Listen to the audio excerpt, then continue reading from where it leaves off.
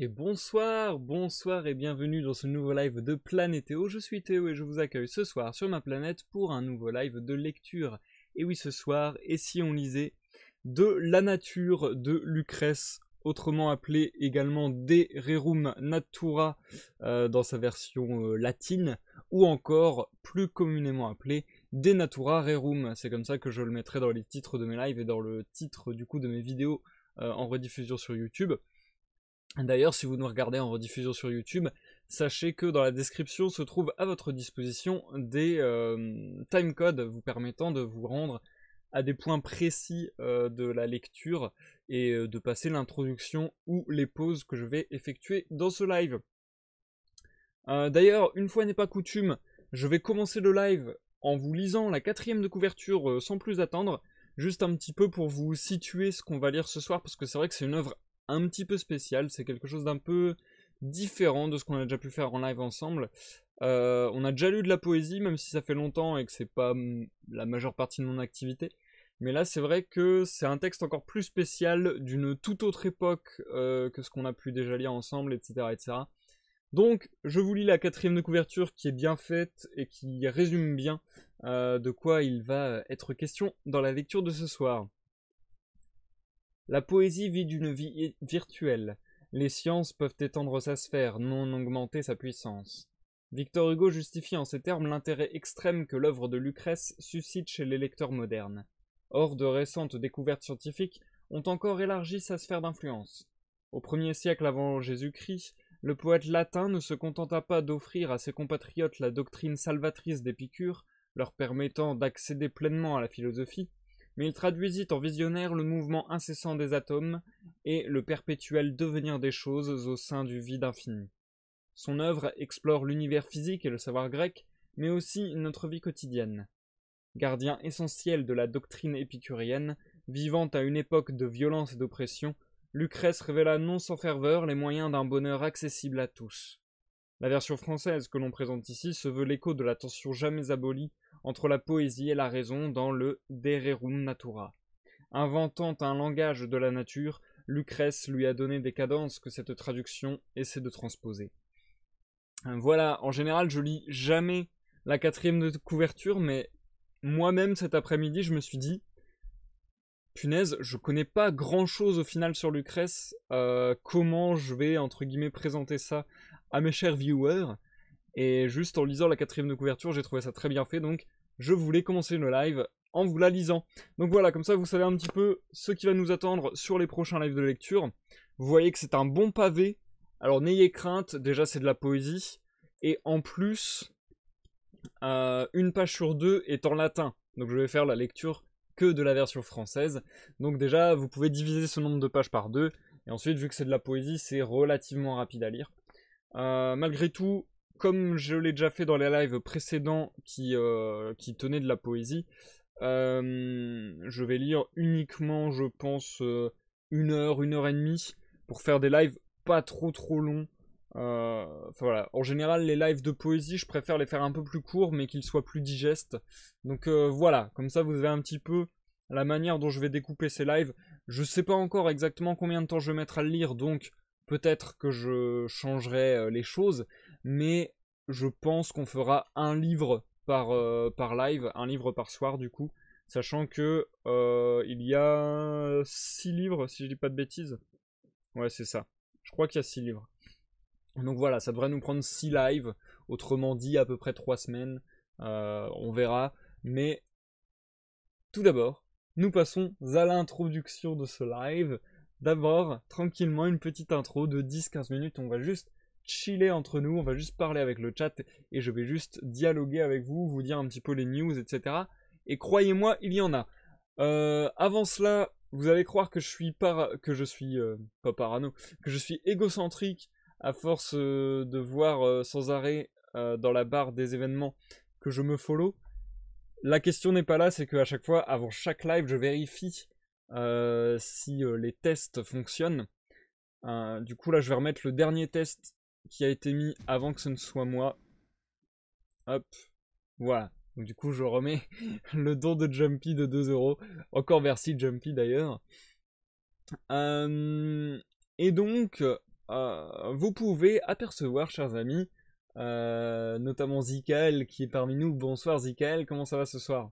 Ça fait plaisir que tu sois là, ça fait plaisir que tu sois aussi assidu et là quasiment à tous les lives. Je pense même à tous les lives ces derniers temps, donc merci beaucoup à toi. Donc oui, j'allais dire, vous aurez remarqué qu'il y a eu du changement sur le setup. On va pas dire que c'est Planétéo 2.0 parce que j'ai pas fait non plus une révolution totale de mon setup, mais on va dire une 2.1 ou une 2.5 comme vous voulez. Étant donné que oui, j'ai gardé les grandes caractéristiques, mais j'ai un petit peu développé, j'ai un petit peu changé quelque chose, notamment vous pouvez voir mon logo qui défile de ce côté de l'écran. J'ai rajouté un petit nuage dans le coin à gauche, enfin voilà, il y a plein de petites choses comme cela. La police d'écriture qui a un peu changé, et surtout quelque chose que vous ne voyez pas, mais mon setup qui a changé, c'est-à-dire que là depuis une petite semaine j'ai changé de PC, et après cette semaine très mouvementée, je dirais qu'enfin tout est calibré, tout est réglé au millimètre normalement, donc voilà, mon PC est enfin setup, le live est enfin setup, et ça va nous permettre des choses. Ça va nous permettre des choses puisque déjà tout d'abord, je peux me permettre de vous balancer les lives en qualité plus sympathique qu'auparavant.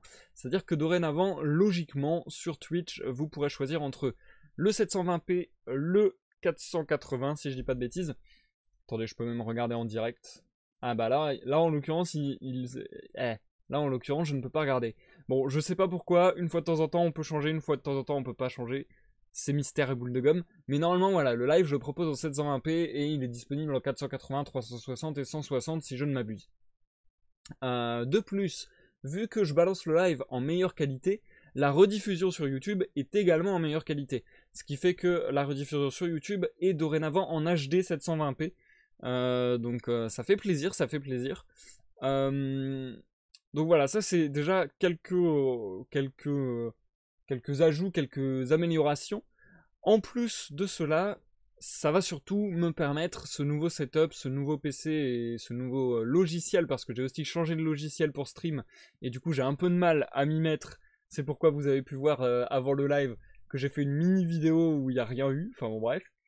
Mais je suis encore en train de prendre en main mon nouveau logiciel.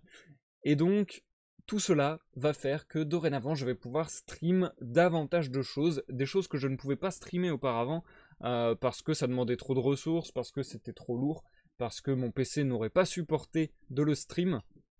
Maintenant, ça va être possible. Notamment, je pense à des lives d'illustration sur Photoshop, je pense à des lives de jeux vidéo. Donc voilà, il va y avoir des choses débloquables, entre guillemets.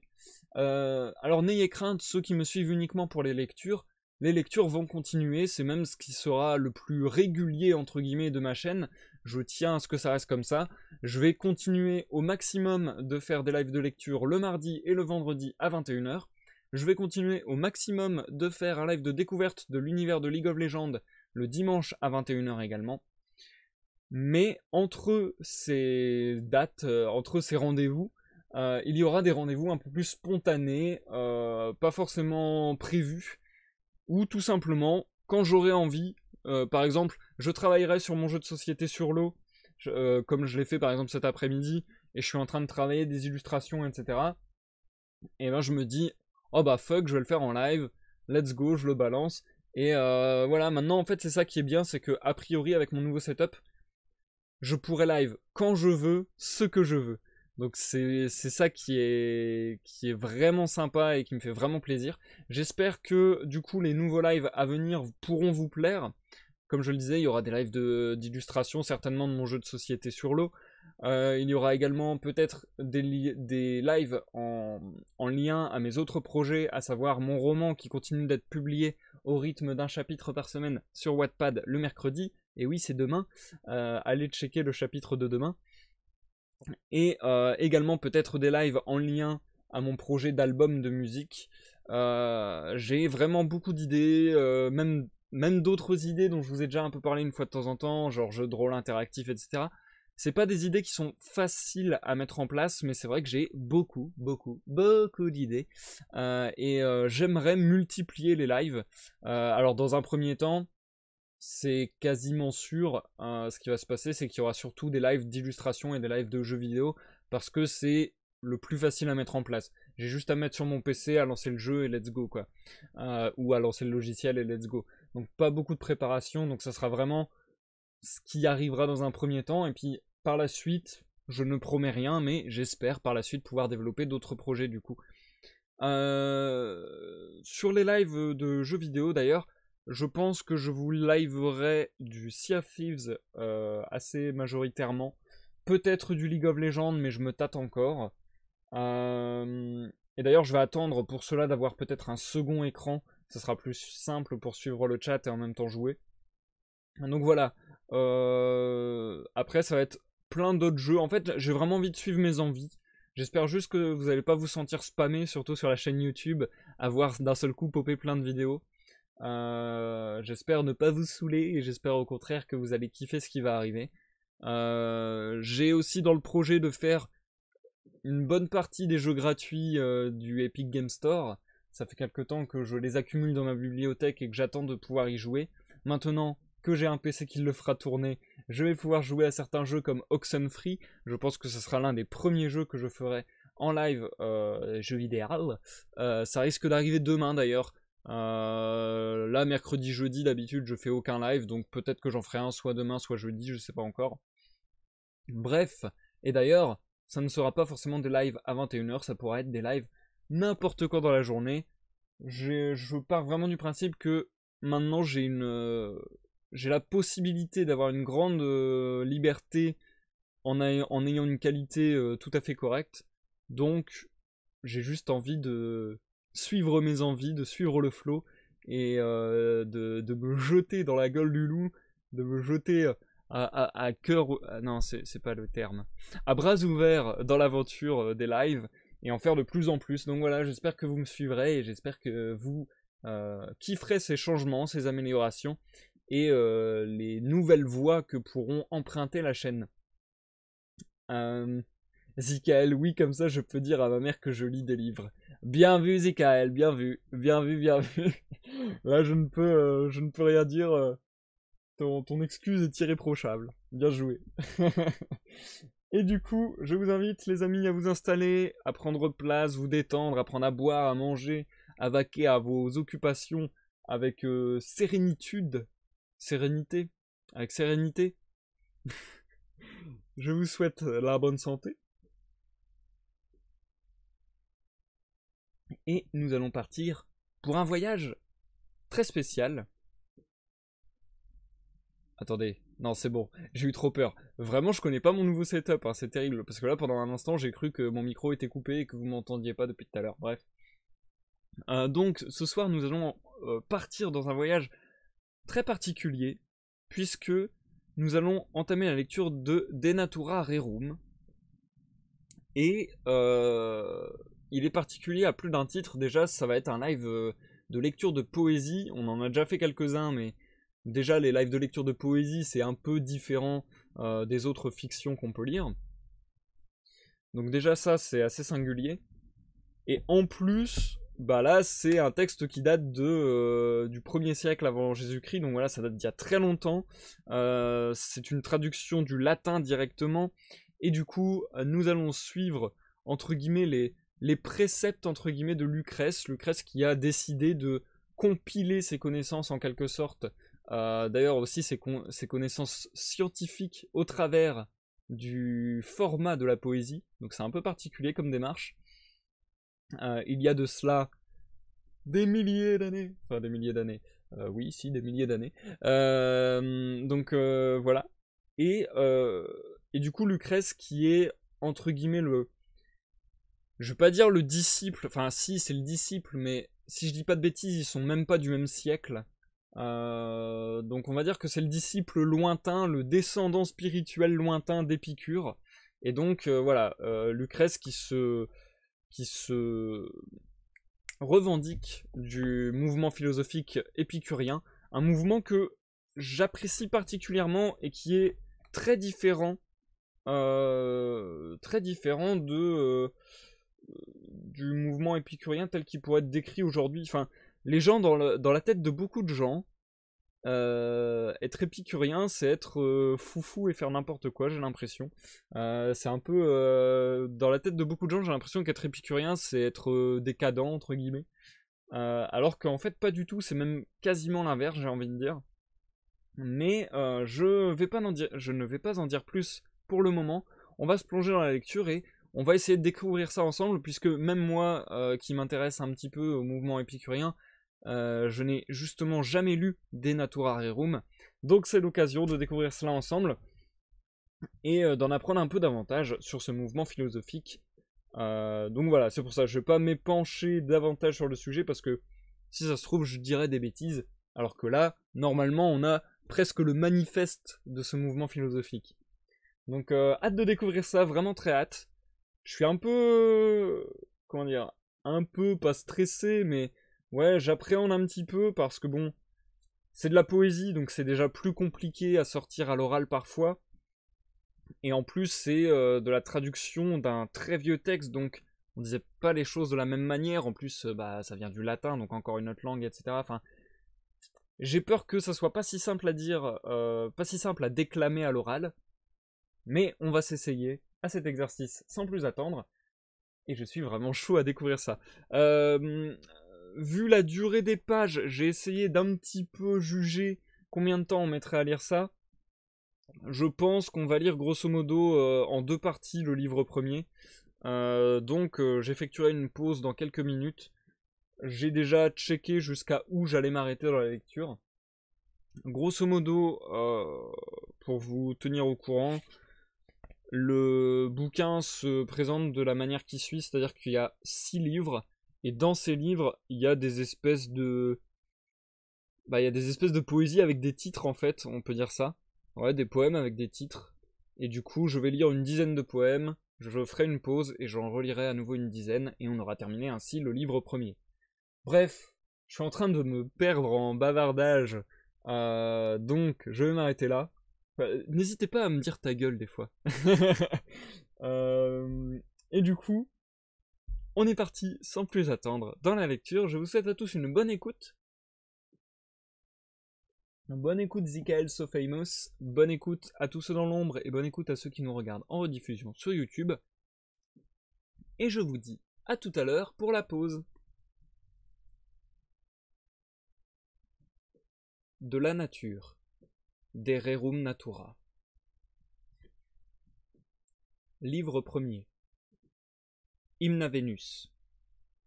Mère des Énéades, volupté des hommes et des dieux, Alme Vénus qui sous les étoiles glissantes peuple la mer aux 1000 nefs, les terres fertiles, toi par qui toute espèce vivante est conçue puis s'éveille, jaillit de l'ombre au clair soleil, tu parais, déesse, et les vents, les nuages te fuient. Pour toi la terre ingénieuse parsème le chemin de fleurs suaves, pour toi l'océan rit en ses flots, et le ciel pacifié brille d'un fluide éclat. Car sitôt dévoilé le visage printanier du jour, dès que reprend vigueur le fécondant zéphyr, dans les airs les oiseaux te signifient, déesse, et ton avènement frappés au cœur par ta puissance. Les fauves, les troupeaux bondissent dans l'herbe épaisse, fendent les courants rapides, tant captifs de ta grâce, chacun brûle de te suivre, où tu le mènes sans trêve. Par les mers, les montagnes, les fleuves impétueux, les demeures feuillues des oiseaux, les plaines reverdies, plantant le tendre amour au cœur de tous les êtres, tu transmets le désir de propager l'espèce. Et puisque tu es seul à régir la nature, puisque rien ne s'élève aux rives divines du jour, rien d'heureux ni d'aimable ne s'accomplit sans toi. C'est avec toi, Vénus, que je souhaite m'allier pour écrire ce poème sur la nature des choses, dédié à Memmius, notre ami, que toujours, ô divine, tu voulus en toutes choses parer de l'excellence. Aussi donne à mes mots une grâce éternelle. Cependant, sur les mers et les terres, apaise et endort les travaux inhumains de la guerre. Toi seul accordes aux mortels le bonheur de la paix, puisque le dieu des armes, maître des combats féroces, Mars, vient souvent se réfugier sur ton sein, vaincu par la blessure éternelle de l'amour. Il y pose sa belle nuque, puis levant les yeux avides, s'enivre d'amour à ta vue, déesse, et ployé contre toi, suspend son souffle à tes lèvres. Lorsqu'il reposera enlacé à ton corps sacré, fonds-toi en son étreinte et tendrement exhale pour les Romains, grande Vénus, tes prières de paix. Car dans un temps où la patrie subit la tourmente, nous ne pourrions bâtir notre œuvre l'âme sereine, ni l'illustre descendance des Memmius, négliger en telle urgence le salut commun. La nature absolue des dieux doit tout entière jouir de l'immortalité dans la paix suprême, à l'écart, bien loin des choses de notre monde. Exempte de souffrance, exempte de péril, forte de ses ressources sans nul besoin de nous, elle est insensible aux faveurs, inaccessible à la colère. Désormais, tends l'oreille au raisonnement vrai, montre un esprit sagace et libre de soucis, pour ne pas dédaigner avant de les comprendre ces présents que mon soin fidèle a disposés pour toi. Je t'exposerai l'ultime raison du ciel et des dieux, je te révélerai quels sont les principes des choses, d'où la nature crée, accroît et nourrit tous les êtres, en quoi elle les résorbe à nouveau après la mort. Dans notre poème, nous appelons ces principes matière, corps générateur, semence des choses, et nous employons aussi le nom de corps premier, puisque d'eux, les premiers, tout vient à l'existence. Éloge d'Épicure. La vie humaine, spectacle répugnant, gisait sur la terre, écrasée sous le poids de la religion, dont la tête surgit des régions célestes, menaçait les mortels de son regard hideux, quand pour la première fois un homme, un grec, osa la regarder en face, l'affronter enfin. Le prestige des dieux ni la foudre ne l'arrêtèrent, non plus que le ciel de son grondement menaçant, mais son ardeur fut stimulée au point qu'il désira forcer le premier les verrous de la nature. Donc, la vigueur de son esprit triompha, et dehors s'élança bien loin des remparts enflammés du monde. Il parcourut par la pensée l'univers infini. Vainqueur, il revient nous dire ce qui peut naître ou non. Pourquoi enfin est assigné à chaque chose un pouvoir limité, une borne immuable? Ainsi, la religion est soumise à son tour, piétinée, victoire qui nous élève au ciel. Critique de la religion, sacrifice d'Iphigénie. Mais ici j'éprouve une crainte. Tu crois peut-être apprendre les éléments d'une doctrine impie, entrer dans la voie du crime quand au contraire la religion souvent enfanta crimes et sacrilèges. Ainsi, en Aulide, l'autel de la Vierge Trivia, du sang d'Iphigénie, fut horriblement souillé par l'élite des Grecs, la fleur des guerriers.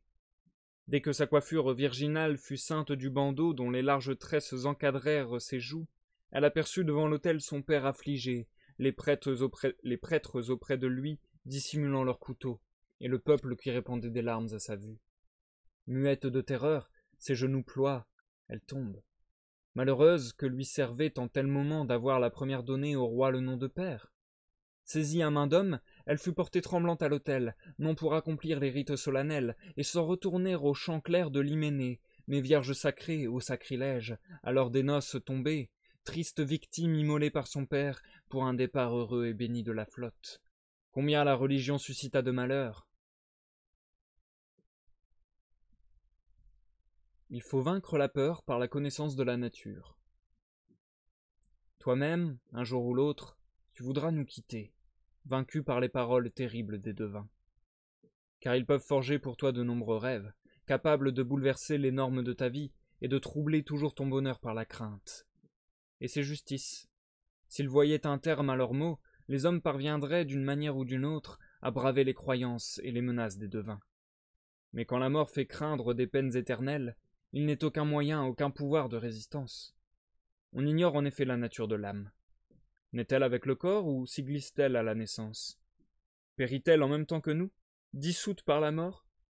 Hante-t-elle les ténèbres d'Orcus et ses marais désolés, ou s'insinue-t-elle en d'autres espèces animales, par miracle divin, comme on l'a chanté l'un des nôtres, Ennius, qui rapporta de l'aimable pays des Muses la première couronne de feuillage immortel célébrant sa gloire chez tous les peuples d'Italie? Et pourtant, oui pourtant, en ces vers immortels, Ennius proclame l'existence de l'Achéron, où s'immergeraient non pas nos âmes ni nos corps, mais des simulacres étrangement livides. De ces régions, Homère juvénile à jamais lui serait apparu, comme il le raconte, et le spectre, s'étant mis à verser des larmes salées, lui aurait révélé la nature des choses.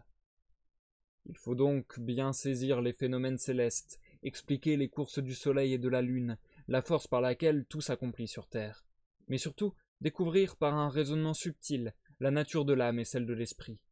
Ce qui se présente à lui et nous frappe de terreur, éveillés et malades ou ensevelis dans le sommeil, nous donnant la vive impression de voir et d'entendre après leur mort les êtres dont la terre étreint les eaux. Non, je n'ignore pas qu'en vers latin il est difficile d'éclairer les obscures découvertes des Grecs, d'autant plus qu'elles requièrent bien des néologismes car notre langue est pauvre et le sujet nouveau. Mais ta valeur, ton amitié, doux espoirs de plaisir, m'incitent aux plus grands efforts. Dans le calme des nuits, je cherche les mots, le poème qui répandront dans ton esprit une vive lumière, pour te révéler enfin le profond secret des choses. Rien ne naît de rien. Ces terreurs, ces ténèbres de l'âme, il faut les dissiper. Le soleil ni l'éclat du jour ne les transperceront, mais la vue et l'explication de la nature. Son principe le voici, il nous servira d'exorde. Rien ne naît de rien, par miracle divin. Si la peur accable ainsi tous les mortels, c'est qu'ils observent sur la terre et dans le ciel 1000 phénomènes dont les causes leur sont cachées et qu'ils attribuent à la volonté divine. Dès que nous aurons vu que rien ne peut surgir de rien, nous percevrons mieux l'objet de notre quête, d'où chaque créature tire son origine et comment tout se fait sans nul concours des dieux. Si de rien les choses se formaient, de n'importe quoi toute espèce pourrait naître, nul besoin de semences. Les hommes pourraient venir de la mer, les poissons de la terre, du ciel jailliraient les oiseaux. Les bêtes de trait, le bétail, les fauves, de toutes sortes, naîtraient indifféremment dans les champs et les déserts. Les arbres n'auraient pas toujours les mêmes fruits, mais ils en changeraient. Tout pourrait tout porter. Sans corps générateur, comment les divers êtres pourraient-ils donc avoir une mère certaine? Mais puisqu'ils sont formés de germes définis, aux rives lumineuses, chacun né et surgit du lieu où réside sa matière et ses corps premiers. Voici donc pourquoi tout ne peut naître de tout. Les choses définies recèlent un pouvoir distinct. Pourquoi la rose en mai, les moissons aux chaleurs, l'abandon de la vigne à l'appel de l'automne, sinon que, certaines semences à leur saison confluant, tout éclot quand les temps sont venus, et que la terre vivace élève, sans danger, les tendres créatures jusqu'aux rives du jour. S'ils se formaient de rien, les êtres soudains surgiraient à des intervalles incertains, à des moments contraires, faute de corps premiers qui, de l'union créatrice, puissent être détournés par la saison mauvaise. Et pour grandir enfin, ils ne mettraient nul délai à rassembler leurs principes, s'ils s'accroissaient de rien. Les petits enfants soudain deviendraient adultes, et du sol brusquement les arbres jailliraient? Mais rien de tel ne se voit, car tout croît peu à peu, comme il est normal, à partir de germes spécifiques, et conserve son espèce. Ainsi donc, tu le sais, chacun s'accroît et se nourrit d'une matière propre. La terre, sans certaines pluies saisonnières, ne réussirait pas à produire ses fruits, notre joie, et les êtres animés sans nourriture ne pourraient propager leur espèce ni conserver la vie. Conçois donc plutôt un grand nombre de corps communs à maintes choses, comme les lettres homo, au lieu de croire que rien puisse exister sans principe. Pourquoi la nature n'a-t-elle pu agencer des hommes capables de traverser à gué les océans, d'abattre de leurs mains les hautes montagnes, et de vaincre en longévité des siècles de vivants? Sinon, parce qu'un matériau fixe préside à toute création, et définit ce qui peut naître, invariablement. Rien donc ne peut naître de rien. Nous devons l'admettre, puisque tout a besoin de semences pour se former, et s'élever dans les tendres souffles de l'air.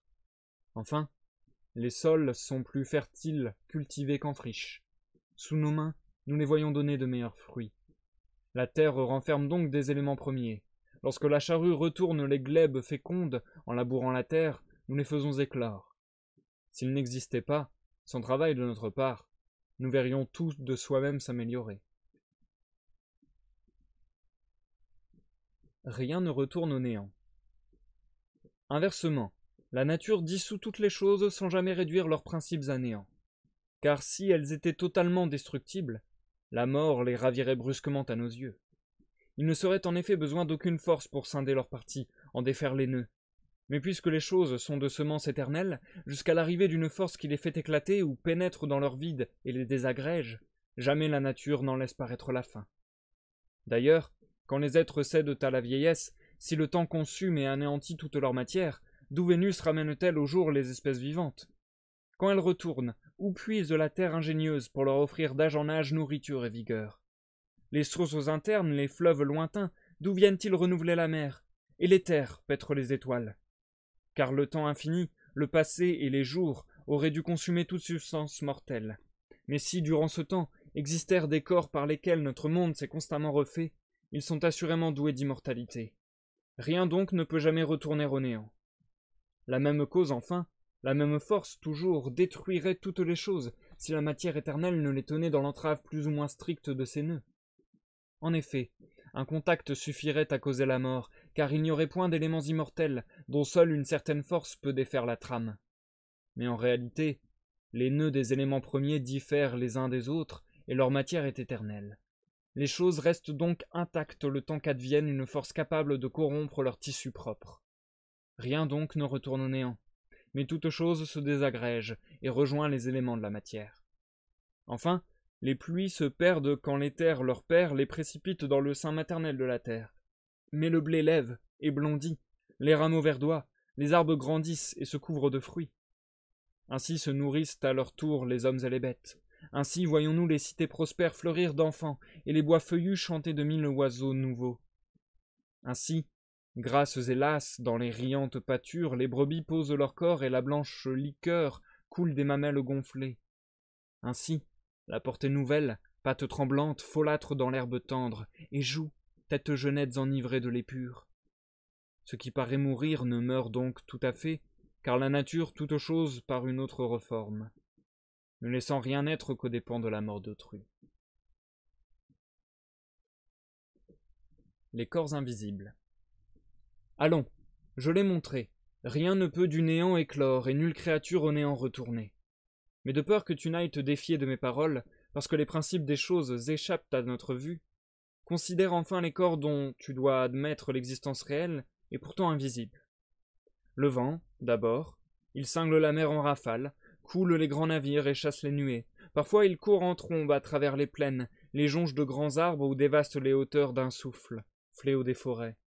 Tel en sa rage, sifflant, bruyant, grondant, se déchaîne le vent. Les vents sont donc assurément des corps aveugles, qui balaient la mer, la terre, les nuages, enfin, et les emportent dans un brusque tourbillon. Ils courent et sèment la ruine tout comme l'eau, dont le cours paisible soudain s'emporte et déferle. Grossie par les pluies torrentielles des hautes montagnes, elle entraîne des pans de forêts et des arbres entiers. Les ponts les plus solides ne peuvent soutenir le choc. Tourbillons gros de pluie, le courant violent assaille leurs piles, les fait crouler avec fracas, charrie d'énormes blocs et se rue sur les obstacles. C'est ainsi que doit courir le souffle du vent. Partout où il s'abat, tel un fleuve puissant, il pousse et renverse toute à force d'assaut, ou bien en tourbillon engouffre une proie et soudain l'emporte dans les vrilles de sa trombe. Les vents, encore une fois, sont donc des corps aveugles, puisque seules leurs actions et leurs mœurs les révèlent émules des grands fleuves dont le corps est visible. Les diverses odeurs, nous les sentons aussi, mais ne les voyons jamais affluer à nos narines. Nous ne discernons pas la chaleur, le froid ni le son. Pourtant, ils doivent tous posséder une nature corporelle, puisqu'ils émeuvent nos sens. Toucher, être touché est l'apanage du corps. Sur le rivage où brisent les flots, le linge suspendu devient humide. Étendu au soleil, il sèche. Or, nous ne voyons pas comment l'eau s'est déposée, ni à rebours, comme elle a fui sous la chaleur.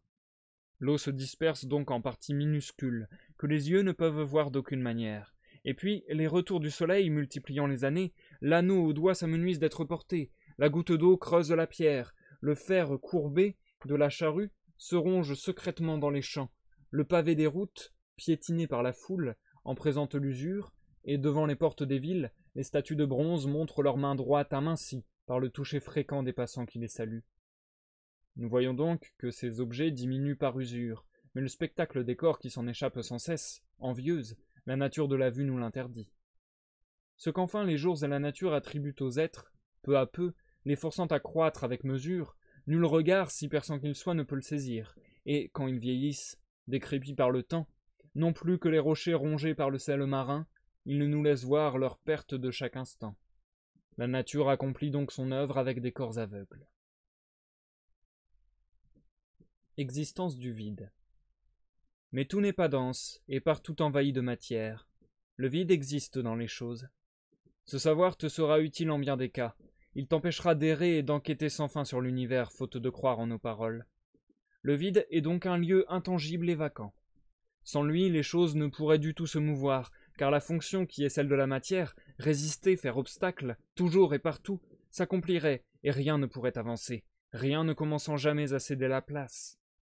Or, par les mers, les terres, les hautes régions du ciel, maintes choses en tous sens, oui, de mille façons, se meuvent sous nos yeux, et l'absence de vide les priverait moins de leurs mouvements inquiets que de l'existence. Elles n'auraient pu se former par la matière compacte, seraient restées au repos. En outre, si denses que te paraissent les choses, voici pourtant la preuve que leur substance est rare. À travers roches et cavernes s'infiltre l'humeur des eaux, fluide, et tout pleure de gouttes abondantes. La nourriture se diffuse parmi le corps des vivants. Les arbres poussent et donnent les fruits dans leur saison, parce que depuis leurs racines, à travers troncs et branches, en eux tout entier, s'épand le suc nourricier. Les sons passent les murailles, et par les portes closes au voltige, le froid roide nous transit jusqu'à l'os. Dans l'existence du vide, livrant passage à ces corps, jamais tu ne verrais rien de tel se produire. Enfin, pourquoi, parmi des objets de même taille, en voyons-nous certains peser plus que d'autres? S'il existe vraiment autant de matière élémentaire dans une balle de laine et dans une balle de plomb, elles doivent peser autant, la fonction de la matière étant d'exercer sans cesse une poussée vers le bas, tandis que le vide, par nature, reste sans poids. Donc, à grandeur égale, un corps plus léger montre clairement qu'il contient plus de vide. Le plus lourd, au contraire, prouve qu'il renferme davantage de matière et beaucoup moins de vide. Ce que nous recherchons avec sagacité existe donc mêlé aux choses. Son nom, le vide. Ici, de peur que tu ne t'éloignes de la vérité, je préviens en hâte la thèse forgée par certains. Les eaux cèdent, disent-ils, sous la poussée des poissons et leur ouvrent des chemins liquides, la jante écailleuse leur laissant derrière elle la place pour refluer. Les autres choses posséderaient le même mouvement. Elles échangeraient leur place, bien que tout soit plein. Or, cela est admis par faux raisonnement. Où vraiment les poissons pourront-ils avancer si les ondes ne leur ont pas cédé la place? Mais elles-mêmes, où donc iront-elles refluer tant que les poissons ne pourront s'en aller? Il faut donc refuser le mouvement à tous les corps ou dire qu'il existe du vide dans l'univers, condition première du mouvement des choses. Enfin, si de larges corps, après s'être heurtés, s'écartent d'un bond, l'air devra venir occuper tout l'espace se formant entre eux. Du vide, donc. Car malgré la vitesse de ces courants convergents, l'air ne pourra remplir tout l'espace à l'instant même. Il lui faut occuper un lieu après un autre, avant que tout l'espace ne tombe en sa possession. Mais dira-t-on peut-être, quand les corps s'écartent, il se produit une condensation de l'air? Erreur. Il y a évacuation d'un espace et occupation d'un autre qui était vacant.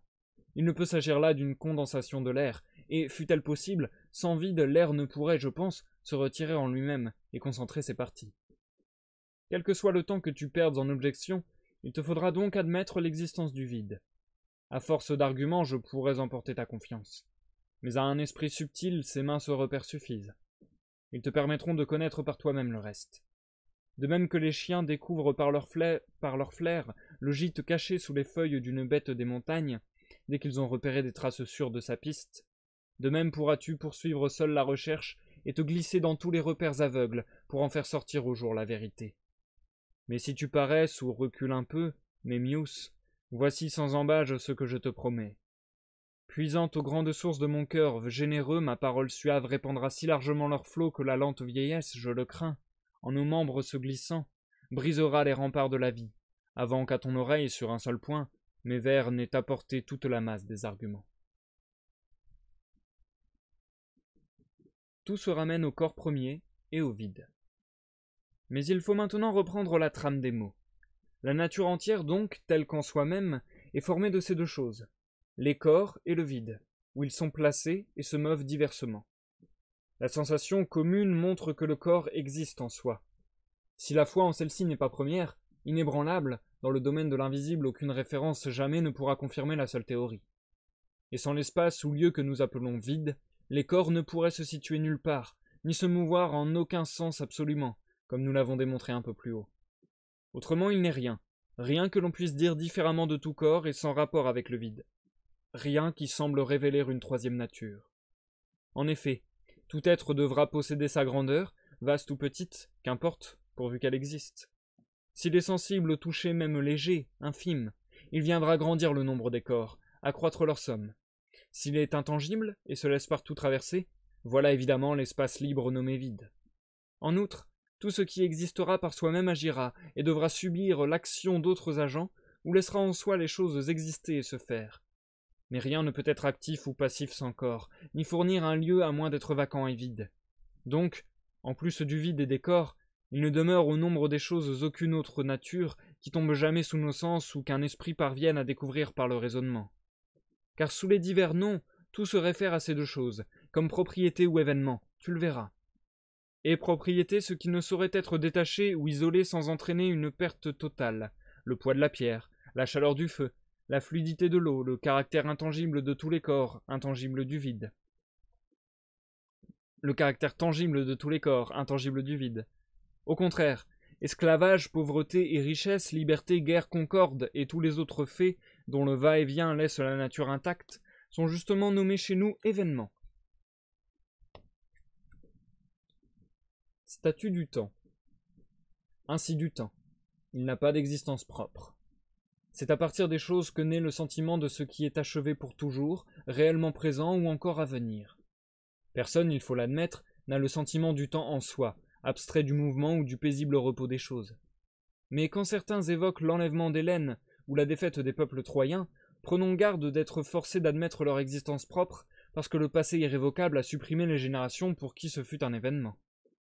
Or, tout ce qui est révolu peut être dit événement de la Terre ou des régions de l'espace. Car enfin, sans la matière des choses, sans le lieu et l'espace où elles s'accomplissent, jamais le feu d'un amour inspiré par la beauté d'Hélène n'eût grandi au fond du cœur phrygien de Paris, attisant les combats fameux d'une guerre sauvage, jamais, dans la nuit perfide, le cheval de bois n'eût enfanté des Grecs et embrasé Pergame. Tu peux donc voir que les faits, contrairement au corps, n'ont jamais de réalité ni d'être propre, et qu'ils n'existent pas non plus à la manière du vide. Le nom le plus juste que tu puisses leur donner est celui d'événement des corps et de l'espace, où tout s'accomplit. Et nous allons nous arrêter là pour la première partie de lecture de ce soir. On se marque une courte pause. Et là, je suis très curieux de savoir ce que vous pensez de cette lecture. Je suis très très curieux parce que je veux voir si vous aurez un avis tout à fait semblable au mien ou au contraire tout à fait différent, tout à fait contraire, j'ai envie de dire. Pour moi, c'est génial. Pour moi, c'est génial, mais c'est mon avis propre, bien sûr. Mais moi, je trouve ça génialissime. En fait, je trouve ça génialissime dans le sens où je trouve ça fou. C'est-à-dire que, je le répète, ce texte qu'on est en train de lire a été écrit au 1er siècle avant Jésus-Christ. Et je trouve ça fou que, à cette époque, il y ait des philosophes qui aient poussé si loin leur logique de compréhension du monde pour essayer de trouver des nouveaux concepts et de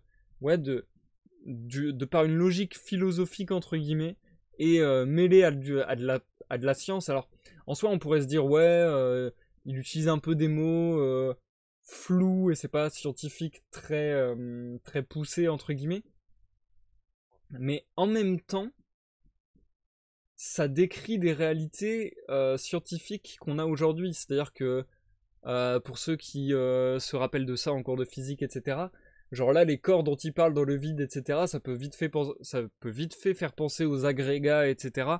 Enfin, c'est un peu le délire, grosso modo, d'atomes, de molécules, c'est limite.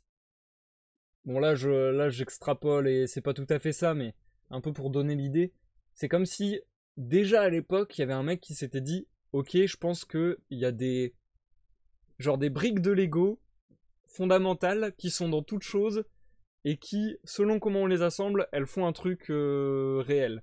Et du coup, c'est comme si, grosso modo, il nous disait... Enfin, c'est comme si il avait pressenti, par exemple, qu'il y avait des atomes, entre guillemets, ou pressenti, entre guillemets...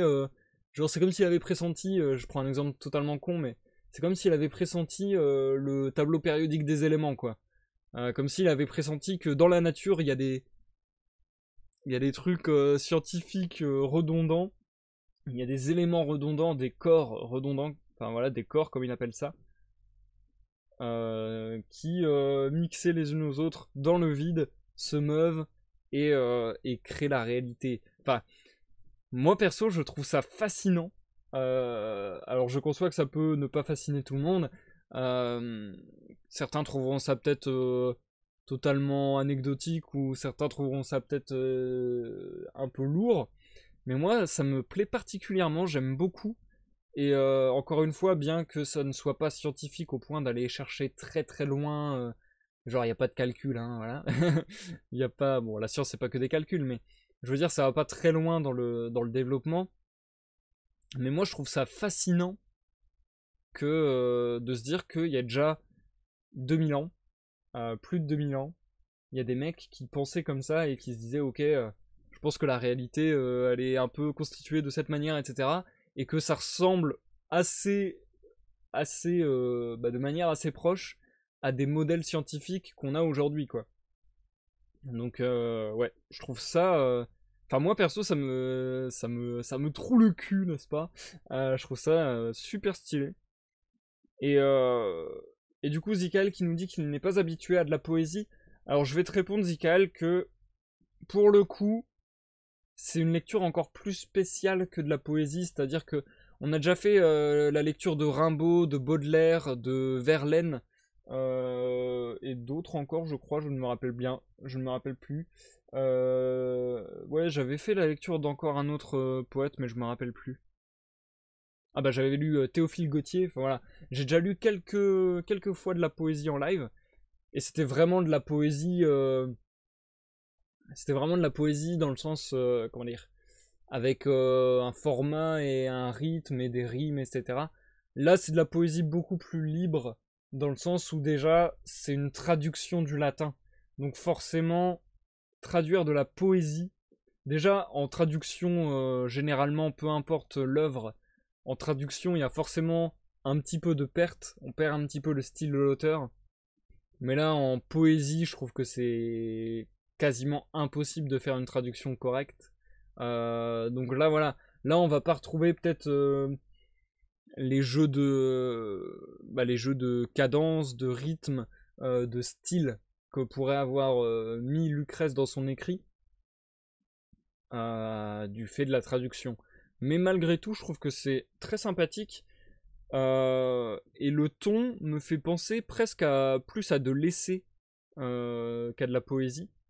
Ça me fait d'ailleurs penser aux essais de Montaigne. Donc là, c'est beaucoup plus tard. Montaigne, si je dis pas de bêtises, c'est 15e ou 16e siècle, je me rappelle plus. Mais voilà, ça me fait penser aux essais de Montaigne que j'avais dû lire pour les cours.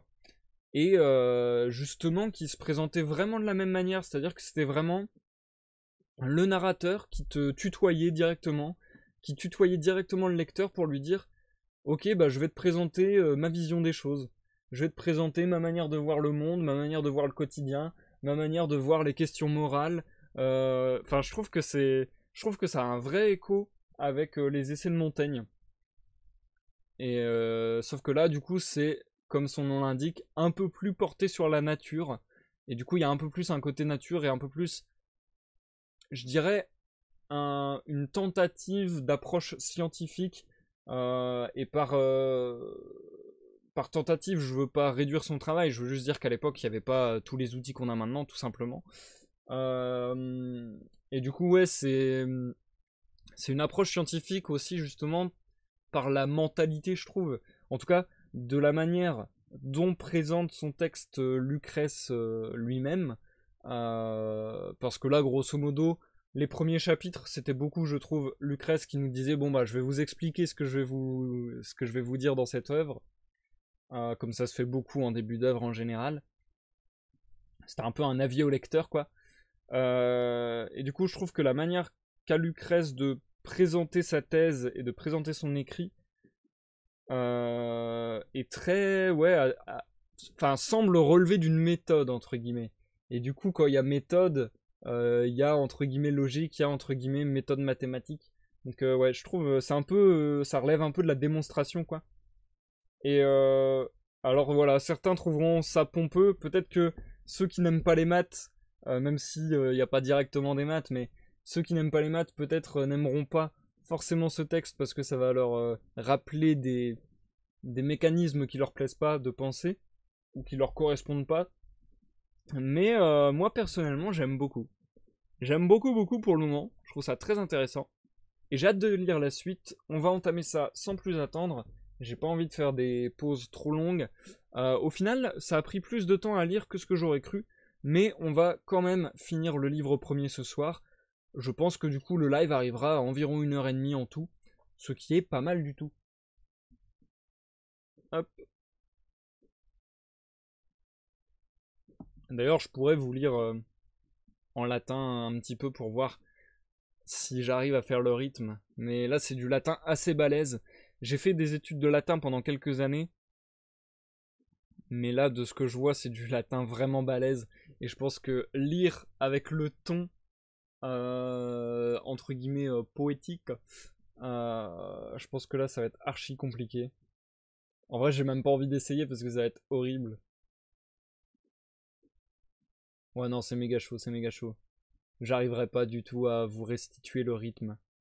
Parce que je sais lire latin, entre guillemets, mais je sais pas lire de manière fluide. Donc ça va être un peu compliqué. Je vous montre juste un exemple de phrase. Tempus item perse non est, sed rebus ab ipsis. Consequitur sensus transactum quid sit in aeuo. Tum quae restinset, quid poro deinde sequatur, nec per se quequam tempus sentire fadentumst. Semotum ab rerum motu placidaque quiete. C'est archi chaud à lire. C'est archi chaud à lire. En plus, mes études de latin, elles commencent à remonter à pas mal de temps quand même. Donc ouais, je peux lire, mais je peux pas lire de manière suffisamment correcte pour essayer de faire sonner comme de la poésie, pour essayer de faire bien sonner, pour essayer de... Ouais, pour essayer de faire chanter les mots. Je suis pas assez balèze en latin pour faire ça, malheureusement. Bref, on va poursuivre avec la suite de la lecture. Vous avez compris, je l'avais pas répété, mais c'est ce que je fais à chaque fois dans les lives de poésie. Vous l'avez compris, à chaque fois qu'on passe à un autre poème, entre guillemets, je fais une pause très courte où je ne parle pas tout simplement. Et puis après je reprends en lisant le titre du poème suivant, et ainsi de suite. Écoutez, on est parti, il nous reste 9 poèmes si je dis pas de bêtises. Donc un peu moins de poèmes que ce qu'on vient de lire, mais plus long. Donc je devrais vous revenir dans une bonne trentaine de minutes, je pense. Enfin, une petite trentaine de minutes, quelque chose comme ça. En tout cas, on se retrouve tout à l'heure pour l'outro du live. Je te souhaite une bonne écoute, Zikael, bonne écoute à tous ceux dans l'ombre et à ceux qui nous regardent en rediffusion sur YouTube. On est reparti, à tout à l'heure. Les corps premiers ou atomes dans la nature. Poursuivons. Il n'y a que 2 sortes de corps, les atomes et les composés de ces atomes. L'atome, aucune force ne parvient à le détruire. Son corps solide lui assure enfin la victoire. Mais il n'est pas facile de croire qu'entre les choses, il n'en soit jamais une au corps parfaitement solide. La foudre du ciel, comme les cris, les sons, passe les murs des maisons, le fer blanchit au feu, les roches éclatent sous la brûlure brutale de la chaleur. La rigidité de l'or cède et fond à la fournaise, même la glace du bronze domptée par la flamme se liquéfie. Le chaud traverse l'argent, tout comme le froid pénétrant. Nous les avons bien sentis en tenant dans la main la coupe où l'on verse la rosée d'une eau limpide, tant il semble que rien au monde n'est solide. Mais la vraie doctrine et la nature l'exigent. Je prouverai donc en quelques vers, écoute bien, l'existence de corps solides et éternels. Nous tenons là les semences des choses ou atomes qui forment depuis toujours l'ensemble de la création. Puisque nous avons découvert une double nature bien différente en ces 2 composants, le corps et le vide où toute chose s'accomplit, il faut que chacun d'eux existe par soi, pur. Là où l'espace que nous nommons le vide est vacant, il n'y a point de corps. En revanche, là où se tient le corps, il n'existe absolument pas de vide. Les corps premiers sont donc solides et sans vide. De plus, comme le vide existe dans les choses, il faut de la matière solide tout autour, car véritablement, on ne saurait admettre qu'une chose en son corps cache et retient un vide, à moins de supposer un contenant solide. Or, il n'est rien d'autre qu'un agrégat de matière qui soit capable de tenir le vide enclos. Donc la matière, étant constituée de corps solides, a le pouvoir d'être éternelle, quand tout se désagrège.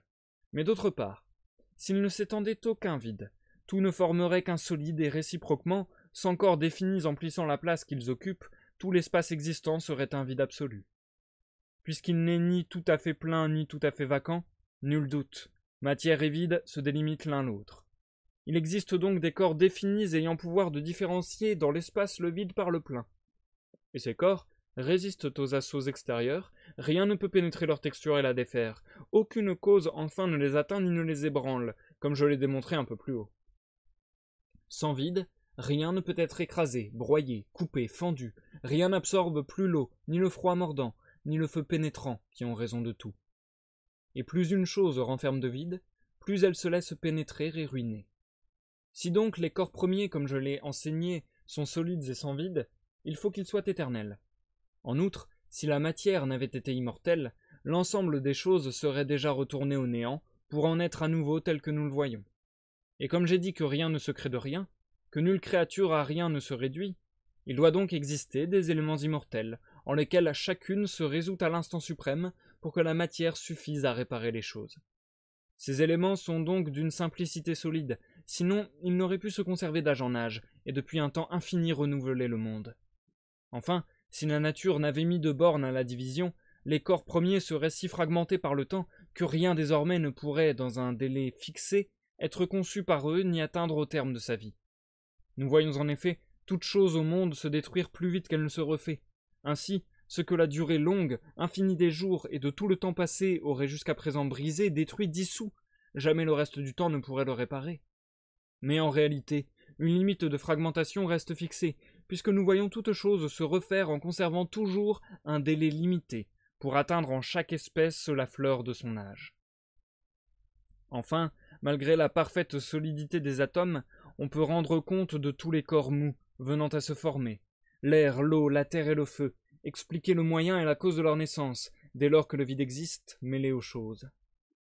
Supposons au contraire que les atomes soient mous. Expliquer la création des roches dures et du fer devient impossible, car foncièrement toute la nature manquera d'un principe fondateur. Les atomes se prévalent donc d'une solidité parfaite. Quand leur assemblage est plus serré, toute chose peut être compacte et offrir une forte résistance. S'il n'est aucune limite à la fraction des corps, il faut cependant que de l'infini du temps à nos jours, tous les corps des choses demeurent, sans avoir encore subi aucun dommage. Mais comme il serait de nature fragile, il est absurde qu'il ait pu durer infiniment, heurté de chocs innombrables à travers les âges. Concluons. Puisque les êtres ont, selon leur espèce, une limite donnée de croissance et de vie, puisque la capacité de chacun d'eux est fixée inviolablement par les pactes de la nature, et que, loin de changer, tout demeure constant, jusqu'aux divers oiseaux qui successivement présentent sur leur corps les marques de l'espèce, il leur faut donc aussi un corps de matière immuable. Oui, c'est l'évidence, car si les éléments premiers pouvaient se modifier, cédant à quelque cause, ce qui peut naître ou non ne serait plus fixé, non plus que le système par lequel toute chose possède un pouvoir limité, borne profonde et stable, et les générations n'auraient, en chaque espèce, tant de fois reproduit la nature et le caractère, le mode d'existence et les mouvements des parents. Constitution de l'atome. Et comme il existe toujours une pointe extrême de ce corps que nos sens ne peuvent plus discerner, elle est évidemment dépourvue de parties et constitue la nature la plus petite. Jamais elle ne fut ni ne sera séparée par soi, puisqu'elle n'est qu'une partie, unité première que complètent en ordre d'autres parties égales, leur groupe serré formant la pleine nature de l'atome. Et comme elles ne peuvent subsister par elles-mêmes, elles adhèrent forcément en un tout indissociable. Les atomes sont donc d'une solide simplicité. Ensemble serrés et compacts de parties minimales, loin d'être des composés issus de leur rencontre, ils se prévalent plutôt d'une éternelle simplicité, la nature n'en laissant rien arracher ni soustraire, ainsi les réservant comme semences des choses. Et faute d'un minimum, les aimants les plus petits seront constitués d'une infinité de parties, puisque la moitié d'une moitié toujours aura une moitié, sans limite à la division. Quelle différence existera-t-il encore entre l'ensemble et la plus petite des choses? Aucune. Si infini que soit foncièrement l'ensemble universel, les corps les plus petits seront constitués de parties tout aussi infinies. Mais la droite raison se révolte et proteste. L'esprit ne peut le croire. Enfin, tu dois te rendre. Admets donc l'existence d'éléments sans partie, minima de la nature. Admets en corollaire des atomes solides, éternels. Il le faut. Enfin, si la nature créatrice des choses avait pour loi de les réduire toutes à leur partie minimale, elle ne réussirait plus à rien refaire avec elles, car si les principes n'étaient enrichis de parties, il ne pourrait avoir ce qu'il faut à la matière génératrice, liaison, poids, choc, rencontres et mouvements divers, grâce auxquels se forme toute chose. Réfutation de la cosmologie d'Héraclite. Ceux donc qui conçurent la matière comme un feu, et de feu seulement composèrent l'univers, s'égarèrent évidemment bien loin de la vérité. Leur champion, Héraclite, prit l'initiative des combats, et brille par son obscur langage auprès des songes creux, plutôt qu'auprès des Grecs sérieux en quête du vrai. Toujours, en effet, les imbéciles t'admirent, et préfèrent ce qu'ils aperçoivent caché sous des paradoxes. Ils tiennent pour vrai ce qui flatte leur oreille, et se fardent d'une agréable sonorité. Mais je demande d'où vient la variété des choses, si elles sont le produit d'un feu pur et simple. Il ne servirait à rien que le feu brûlant se condensât ou qu'il se raréfiât, si les particules ignées gardaient la même nature que le feu tout entier. Car leur concentration aviverait la chaleur, leur séparation et leur dispersion l'affaibliraient. C'est tout l'effet imaginable avec de telles causes. Tant s'en faut qu'une telle diversité de l'univers puisse être produite par des feux denses et rares. S'ils admettaient au moins qu'un vide se mêle aux choses, le feu pourrait se condenser et se raréfier. Mais voyant maintes objections, ils se taisent, évitant de laisser un vide absolu dans le monde. Faute de courage, ils perdent la vraie route escarpée sans percevoir l'enjeu. Si l'on supprime le vide, tout se condense et ne forme plus qu'un seul corps, incapable de rien émettre, ni de jaillir comme un feu ardent qui lance lumière et chaleur, et prouve qu'il n'est pas fait de particules compactes. Si jamais par une autre thèse, ils pensent que les feux peuvent s'éteindre en s'unissant et changer de substance, faute de rien épargner pour cela, sans nul doute cette ardeur tout entière va se réduire à rien, et de rien renaîtront les diverses créatures. Qu'un être se transforme, sorte de ses limites, aussitôt meurt ce qu'il était auparavant. Il faut donc qu'un élément des choses reste intact, à moins de les voir toutes sombrer dans le néant, et du néant refleurir pour former l'univers. Puisqu'en réalité, il est des corps parfaits qui conservent toujours une égale nature, mais dont le départ, l'arrivée ou la transposition transforment la nature et le corps des choses, nous pouvons donc savoir qu'ils ne sont pas ignés. À quoi servirait séparation, départ, adjonction ou changement de position, s'ils gardaient tous leur nature de feu? Ils ne créeraient de toute manière que du feu. Voici le vrai, je pense. Il existe certains corps dont les liaisons, mouvements, ordres, places, figures produisent le feu, et si leur ordre diffère, une nature différente. Mais ils ne sont pas semblables au feu, ni à rien qui émette des corps perceptibles et frappe de leur contact notre sens du toucher. Dire que tout est feu, et qu'au nombre des choses seul le feu existe vraiment, comme le veut Héraclite, voilà apparemment le comble de la folie. Car partant des sens, il se retourne contre eux. Il ruine ainsi le fondement de toutes les croyances, et de sa propre connaissance de ce qu'il nomme feu. Il croit que les sens ont une connaissance vraie du feu, mais non des autres choses pourtant tout aussi claires. Absurdité, ce me semble, et même folie. À quoi donc nous référer? Pouvons-nous rien avoir de plus sûr que les sens pour distinguer le vrai du faux? Pourquoi d'ailleurs, si l'on supprime tout le reste, vouloir garder le feu comme seule nature, au lieu de l'abolir au bénéfice d'une autre? L'une et l'autre thèse me semblent également folles. Erreur des autres cosmologies. Réfutation d'Empédocle. Ceux donc qui pensèrent que la matière est feu, et que l'univers peut se composer de feu, ceux qui pensaient que l'air est principe de génération, ou que l'eau forme à elle seule un monde, que la terre crée tout et se transforme en toutes les natures, s'égaraient assurément bien loin de la vérité. Ajoutent ceux qui doublèrent le nombre des principes en joignant l'air au feu, ou bien la terre à l'eau, ou qui pensèrent que toutes les choses peuvent naître de ces quatre, le feu, la terre, l'air et la pluie. Empédocle d'Agrigante est le premier d'entre eux. Une île l'a vu naître en ses rives triangulaires. Elle baigne ses grandes criques dans la mer Ionienne, dont les eaux vertes l'éclaboussent d'amertume. Un étroit chenal où s'engouffre le courant sépare ses confins des rives éoliennes. Charybde, immense, est là. C'est là que grommelant l'Etna menace de réunir les feux de sa colère pour vomir de sa gorge un nouveau jet de flamme, lancer encore au ciel des éclairs flamboyants. Ainsi donc, grande et mille fois admirable, vantée par le genre humain curieux de la connaître, cette île opulente, armée d'une race vaillante, n'a pourtant rien connu de plus grand que cet homme, rien de plus merveilleux, plus cher et plus sacré. Oui, vraiment, les chants de son divin génie, tant clamant fort et clair ces belles découvertes qu'à peine passe-t-il pour créature humaine.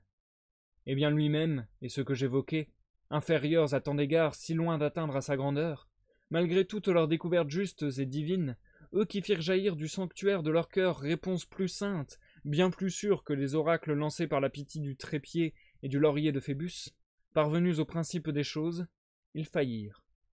Grands ils furent, grande et lourde fut leur chute, car ils admettent le mouvement mais non le vide, et laissent les choses molles et poreuses, air, soleil, pluie, terre, animaux et plantes, sans toutefois mêler le vide à leur matière. Ils ne mettent aucun terme à la division des corps, aucune ne cesse à leur fragmentation, ni l'existence d'un minimum dans les choses, alors qu'elles présentent une pointe extrême qui apparaît à nos sens comme la plus petite. Tu peux donc en induire que l'extrême parcelle des corps invisibles forme leur minimum. Et comme à l'origine des choses, ils instaurent des éléments mous que nous voyons tout entiers soumis aux lois de la naissance et de la mort, l'univers aurait déjà dû retourner au néant, puis du néant refleurir en sa diversité. Mais tu sais déjà combien cela est loin du vrai. De plus, ces éléments mille fois ennemis et poisons mutuels, ou périront par contact ou s'en iront, comme chassés par la tempête, on voit fuir les éclairs, les averses et les vents. Enfin, si tout se forme de ces quatre natures, puis se résorbe en elles, pourquoi les appeler principes des choses, et non pas à l'inverse, considérer les choses comme leurs principes? Car elles s'engendrent l'une l'autre, depuis toujours échangeant leur couleur et leur nature entière. Mais si tu vas penser que le feu à la terre unit son corps, ainsi que l'air à la rosée, sans changer de nature en leur composition, tu ne pourras obtenir aucune créature, qu'elle soit animée ou comme l'arbre inanimé, car dans cet assemblage, en un tas disparate, chacun montrera sa nature et l'on verra demeurer l'air mêlé à la terre et le feu à la rosée.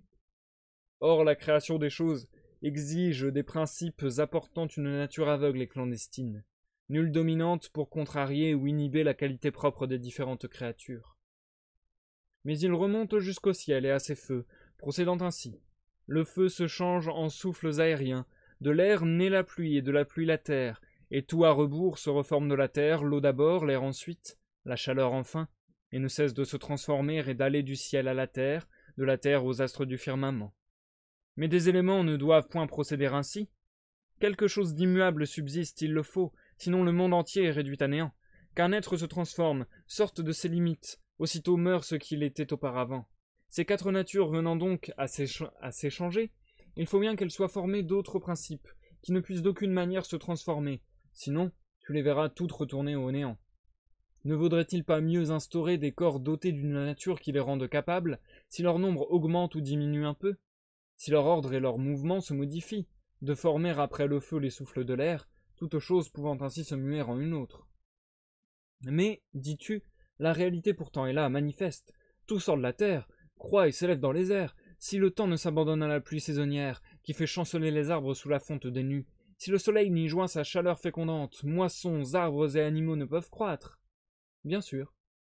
Et nous-mêmes, sans aliments ni eau douce pour nous soutenir, notre corps dépérirait, et c'est toute notre vie qui, de tous nos tendons, de tous nos os, irait en se décomposant.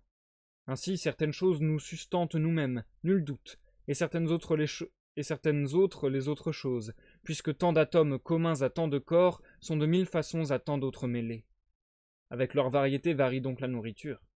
Et ce qui importe pour les atomes identiques, c'est la combinaison qu'ils forment avec d'autres et les mouvements qu'ils se communiquent. Car ceux qui forment ciel, mer, terre, fleuve, soleil, se trouvent dans les arbres, les moissons, les animaux, mais unis à d'autres et mus diversement. Oui, même dans mes vers, tu vois disséminer de nombreuses lettres communes à bien des mots. Pourtant les vers, les mots, il te faut l'admettre, diffèrent par leur sens et leur sonorité.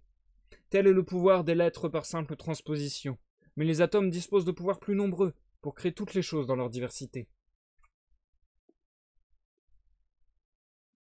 Réfutation d'Anaxagore. Explorons maintenant l'homéomérie d'Anaxagore. C'est le terme grec que nous ne pouvons traduire, l'indigence du langage de nos pères s'y oppose, mais il est facile d'exposer la chose elle-même. Voici tout simplement cette homéomérie. L'os est fait d'os menu, extrêmement petit, la chair de chair menue, minuscule. Le sang naît du concours de maintes gouttelettes toutes de sang, et l'or vient de l'or en paillettes. La terre de la concrétion de petites terres, le feu de corps ignés, l'eau de corps aqueux. Il imagine le reste d'après le même système. Pourtant, il n'admet aucun vide dans les choses ni aucune limite à la division des corps. Sur l'un et l'autre point, il me paraît errer, tout comme ceux dont j'ai déjà parlé. Ajoute qu'il imagine des principes trop faibles, s'il s'agit bien de principes, car ils possèdent de même nature que les choses, pareillement souffrent et trépassent, rien ne freinant leur destruction. Lors d'une forte agression, lequel résistera et pourra se sauver sous les crocs de la mort? Est-ce le feu ou l'air, le sang ou les eaux? Aucun, à mon avis, car tous absolument seront aussi mortels que toute chose au monde qui périt sous nos yeux, vaincus par une force. Or, rien ne peut jamais retomber au néant, ni du néant surgir, mes preuves l'attestent. Et puisque la nourriture accroît notre corps, assurément les veines, le sang et les os, ou s'ils disent que tous les aliments sont composites et renferment des particules de tendons, d'os, ainsi que des veines et des gouttes de sang, cela revient à croire que tout aliment sec ou liquide se compose de choses d'un genre étranger, os et tendons, sérum et sang mélangés. Et puis, si tous les corps qui sortent de la terre sont dans ces particules, la terre est donc formée des corps hétérogènes qui de la terre surgissent. Passe à d'autres exemples, l'argument est le même. Si le bois recèle flamme, fumée et cendre, il doit être formé d'éléments hétérogènes, et tous les corps que la terre nourrit et fait croître. Il ne reste plus qu'une mince dérobade. Anaxagore s'en empare, imaginant ceci. Tout se dérobe en se mêlant à tout, et seul paraît le corps dont les éléments dominent dans le mélange et s'exposent le plus, postés au premier rang.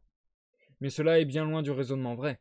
Sinon, sous l'âpre effort de la meule qui le broie, le blé même devrait offrir trace du sang ou des substances que notre corps nourrit. Semblablement, les herbes que nous écrasons pierre contre pierre devraient verser du sang, les eaux des gouttes sucrées tout aussi savoureuses que le lait abondant des brebis porte-laine. Effritant des mottes de terre, on pourrait voir toutes sortes d'herbes, céréales, frondaisons cachées dans la terre, et dispersées toutes menues. Enfin, dans le bois, on décèlerait cendres, fumée, et feux minuscules quand ils seraient coupés. Or, la réalité prouve qu'il n'en est rien.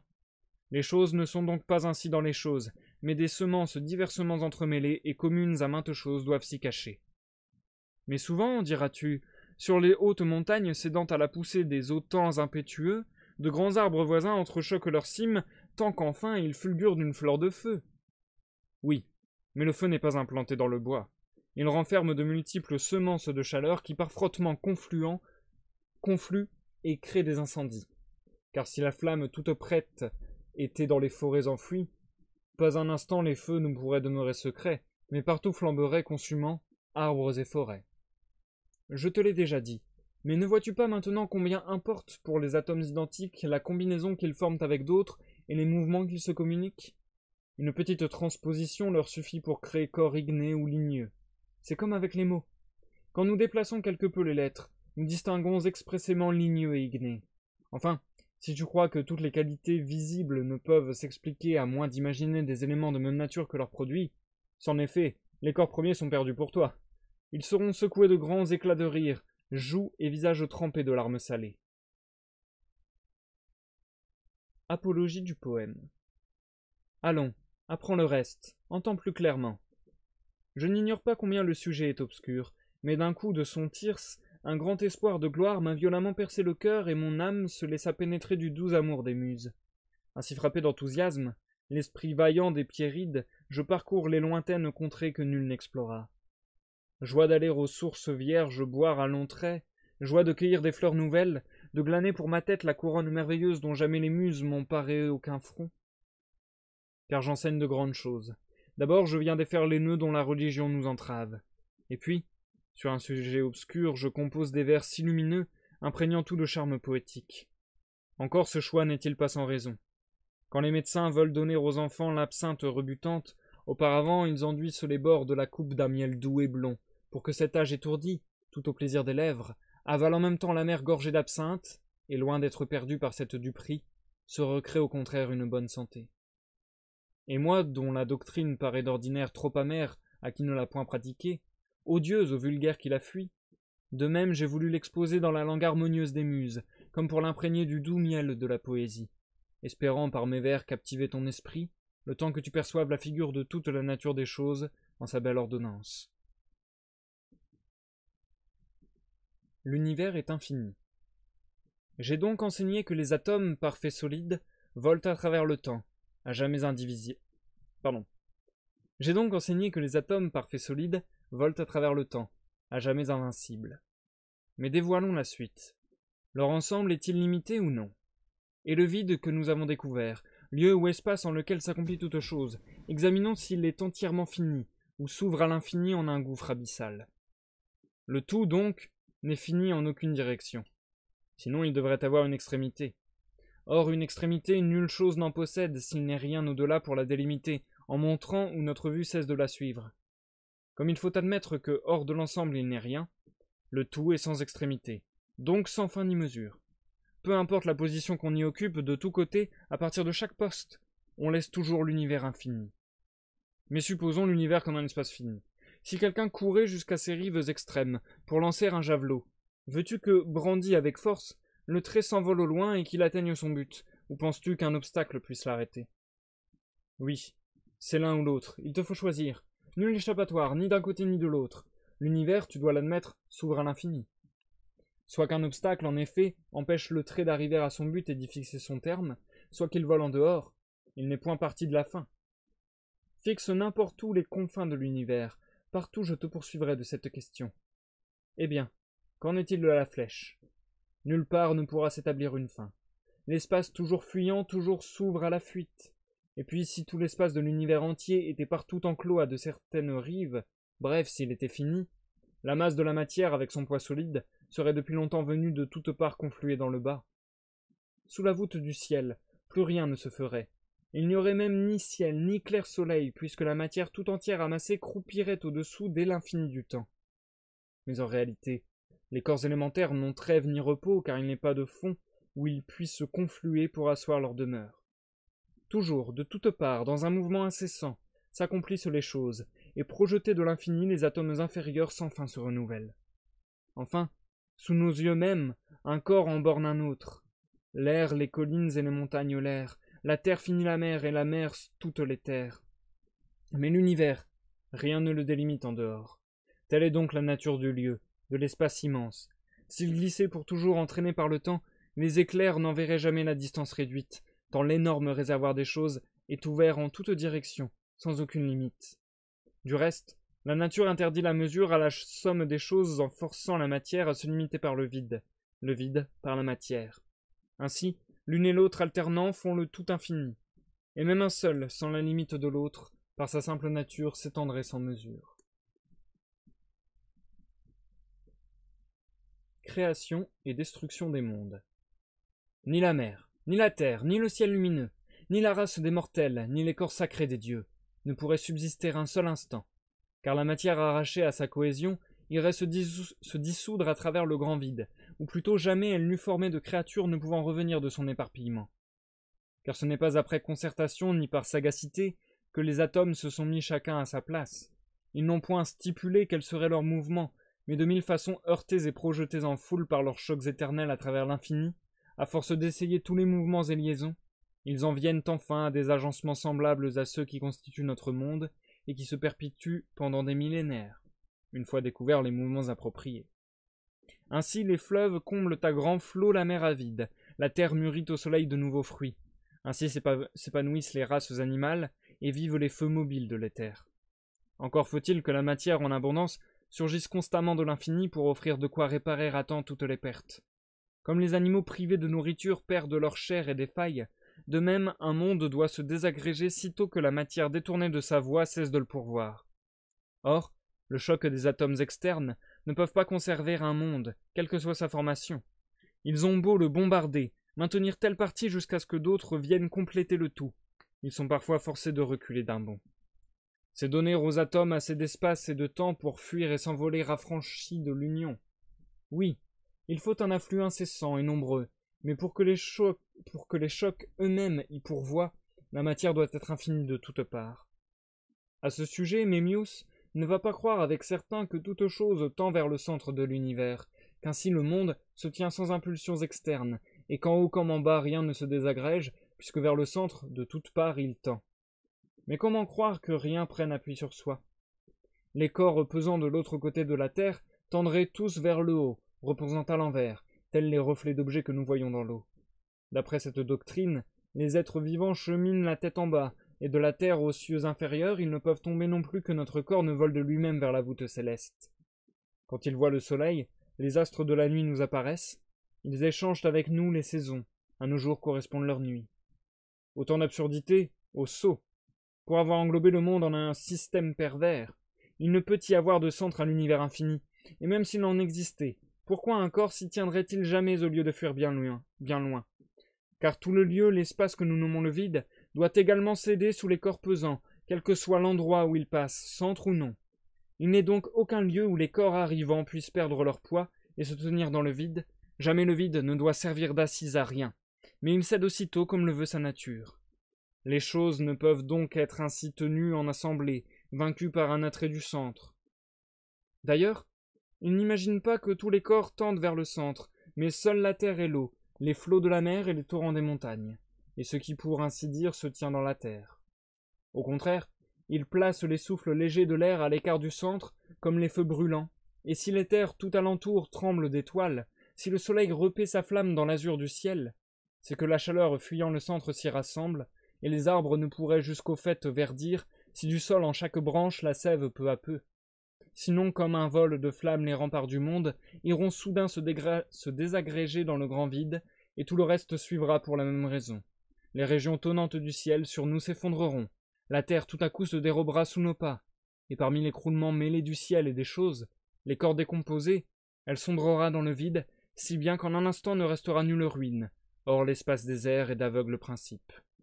Que les atomes en un lieu fassent défaut, et ce lieu en effet, où que tu le situes, ouvrira au monde la porte de la mort. La matière en désordre s'y engouffrera toute. Voici donc à quel savoir tu seras conduit sans grand-peine.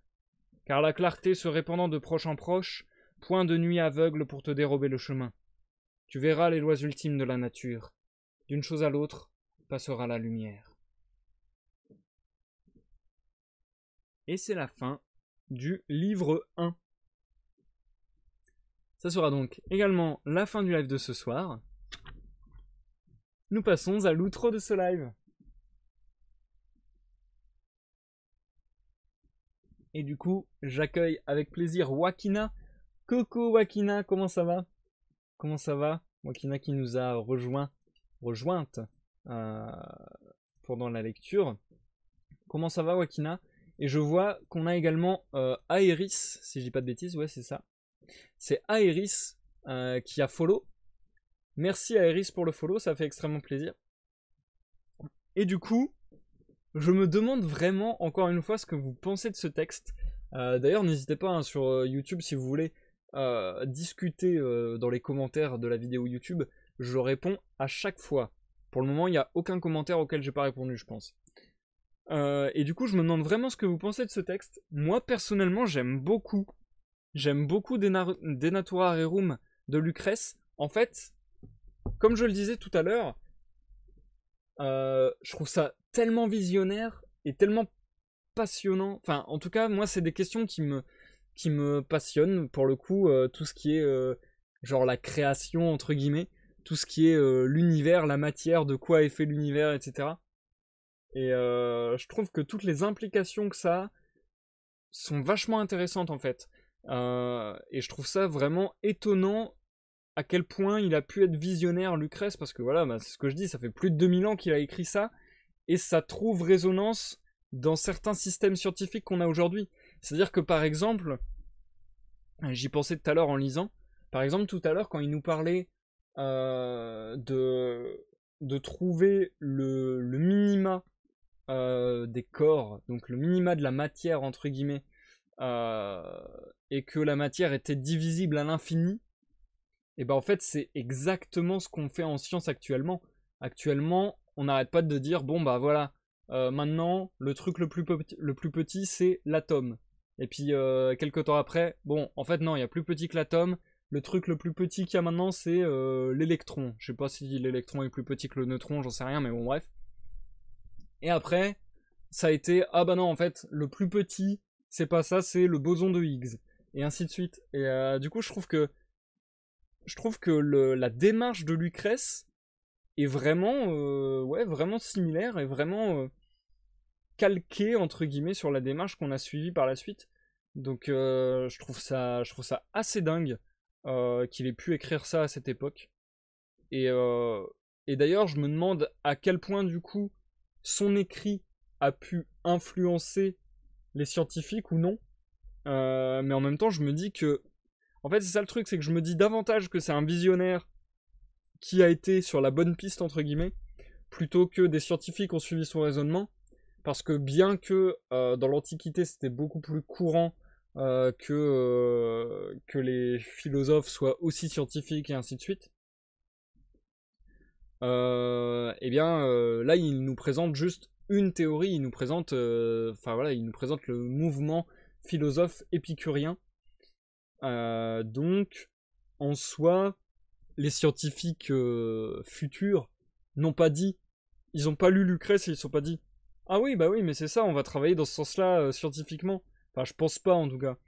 Donc, je serais curieux de savoir à quel point les scientifiques qui ont vraiment révolutionné la science ou qui, en tout cas, euh, y ont travaillé hardiment, auraient pu ou non lire Lucrèce, et si c'est juste, entre guillemets, un truc de malade qu'il ait pu voir ça à l'avance, ou si quelque part aussi ces textes ont à influencer un petit peu la manière de voir de certains scientifiques, j'en sais rien. C'est souvent difficile, c'est souvent un double mouvement, c'est souvent très difficile, je trouve, de savoir si la cause a été faite à cause de l'effet ou inversement. Euh, mais ouais, là en tout cas, Lucrèce, je trouve que c'est un putain de visionnaire. Enfin, je trouve ça ouf. En fait, ce que j'aime beaucoup, c'est que le ton, comme je le disais, ressemble beaucoup plus à un essai qu'à de la poésie limite. Mais encore une fois, ce que je disais, c'est aussi à cause de la traduction, forcément. On perd un petit peu du style. Mais sinon, le ton me rappelle même presque un ton documentaire. La manière dont il présente les choses, dont il présente ses démonstrations de manière assez concise, un petit peu vulgarisatrice entre guillemets, et, euh, et de la manière genre sympa entre guillemets, genre il parle un peu au lecteur en mode ouais tu vois je te tutoie, je suis sympa avec toi et tout quoi, enfin bon, bref. Même si des fois il y a des phrases que j'aime un peu moins du style bon bah si tu penses comme les autres qui sont cons, bah t'es un peu con parce que faut être con pour pas comprendre que ça marche comme ça. Enfin des fois il y a des phrases qui sonnent un peu comme ça, qui sont un peu moins sympathiques. Mais sinon, je trouve que ça sonne vraiment documentaire. Enfin en tout cas moi ça me rappelle beaucoup de documentaires que j'ai pu regarder. Justement, des fois j'avais un petit péché mignon il y a de cela quelques années. Je le fais un peu moins, mais en vrai c'est que comme je le disais c'est quelque chose qui me passionne. Parfois, je suis capable de me mettre sur YouTube et de m'enfiler des vidéos de 7 heures en anglais sur la science et juste à engranger toutes les infos et être en mode ouais, mais c'est fou, c'est fou, c'est fou, c'est fou. Et je retrouve un peu ce ton documentaire au travers de ce texte. Enfin, ouais. Personnellement, très bonne surprise. J'avais un peu peur. J'avais un peu peur que je sois déçu par la lecture et que ça rentre pas bien en live. Alors je sais pas si ça rend bien en live, mais en tout cas, je suis clairement pas déçu. Je trouve ça vraiment très intéressant. Et j'ai hâte de voir du coup les 5 autres livres. Donc a priori, si on continue à cette cadence, si on parvient à continuer à cette cadence, on en a encore pour 5 lives, normalement. Le prochain live de lecture du coup de La Nature ou Derum Natura ou De Natura Rerum de Lucrèce aura lieu donc vendredi à 21h. Zikael, c'est vraiment sympa, mais je suis pas hypé par la suite comme je pourrais l'être sur un roman. Ah oui, ah bah oui, forcément Zikael, je peux comprendre, oui. C'est vrai que là du coup c'est beaucoup plus, bah, ce que je disais, ouais, c'est beaucoup plus un essai quoi. Il n'y a pas de fiction, du coup il n'y a pas de structure narrative de fiction. Il n'y a pas, il y a pas par exemple des, comment on appelle ça? Mince, j'ai perdu le mot. Ah non, terrible. Il n'y a pas des cliffhangers, etc. pour te maintenir en haleine, et, etc., etc. quoi. Donc c'est sûr que, ouais, il n'y a pas de.